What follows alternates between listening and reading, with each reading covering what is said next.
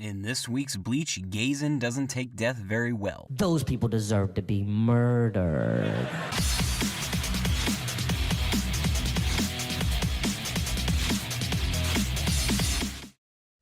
Bleach chapter 666, Empty Hall of the Puppet Temple, picks up with Askin's heart being ripped out by Grimmjow, who tosses it away like it was nothing. I threw it on the ground! Askin can't believe Grimmjow can now move, but Urahara says he healed him on his way over. He figured the Ryatsu of a hollow would come in handy. Oh, yeah, that's a good point.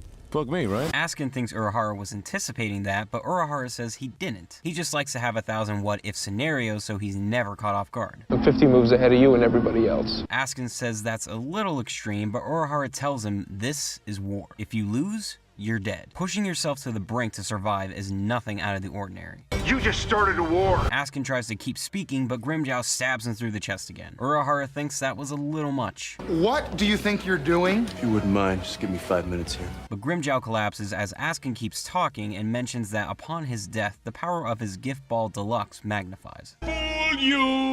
He says Urahara has earned his respect, but there's no way he can escape. However, he's sure someone like him will figure something out. You speak when spoken to, maggot! At this point, he doesn't want to sound like a broken record and won't go through the whole lethal dose speech again. That would be great. As the gift ball magnifies, Grimmjow grimaces with pain and doesn't want to go out in such a fashion. Not like this! Ah! Outside, Nell is watching. She senses 4 Ryatsus and knows she's got to make 2 trips, but the entrance to get in is very small. Oh, this is really gonna suck. She launches herself towards the gift ball, but we cut to Urahara claiming that this is the end of the road for him. He apologizes that he's leaving the rest to you, Kurosaki and Kuchiki. I just want to tell you both good luck.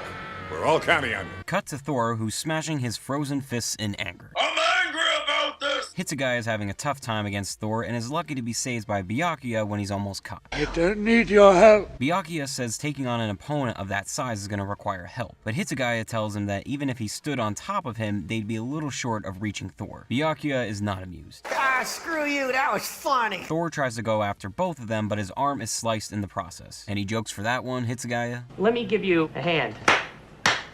It's revealed that Kenpachi is healed already and has joined the battle once more. Oh man, not this guy again! Not this guy again! So Kubo is killing it 2 weeks in a row. Askin, I'm calling him by his real name out of respect for his death, is finally dead. But is he going to take down Urahara, Grimmjow, and Yoruichi with him? Urahara seems to think so, but I'm sure Nell will rescue them, but hopefully not in exchange for her own life. She's easily one of my favorite female characters in the series, and I'd like to see her have one other battle before the end. The most interesting part for me was when Urahara said he's leaving the rest to Ichigo and Kuchiki. Is he referring to Rukia? If so, why? Does she have a more significant role in this war coming up? You need to survive, Urahara, so you can elaborate. I'm 1,000 years old, you can't kill me! And we've got the final elite Stern Ritter besides Hoshwalth battling my 3 favorite captains. I'm surprised how quickly Zaraki was healed, but he definitely deserves a fight after getting wrecked immediately by Pernita, and I thought the little scene between Byakuya and Hitsugaya was pretty funny. Both are so super serious all the time, so it was nice to see Hitsugaya at least attempt to make light of the situation. The only thing bugging me is that this setup is fairly reminiscent of the fight with Yami. Huge enemy who only seems to get bigger facing off against Zaraki and Byakuya. We remember how that ended, right? Oh no, wait, we don't, because that fight happened off screen. Calm down, just calm down.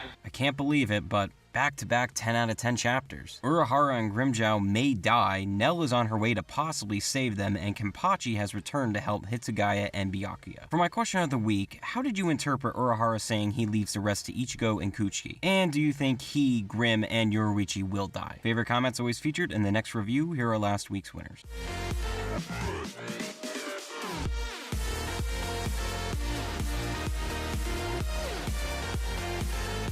That does it for me. Remember to comment, like, subscribe, and follow me on Twitter. I'll be back next week with a team up on Thor. Peace.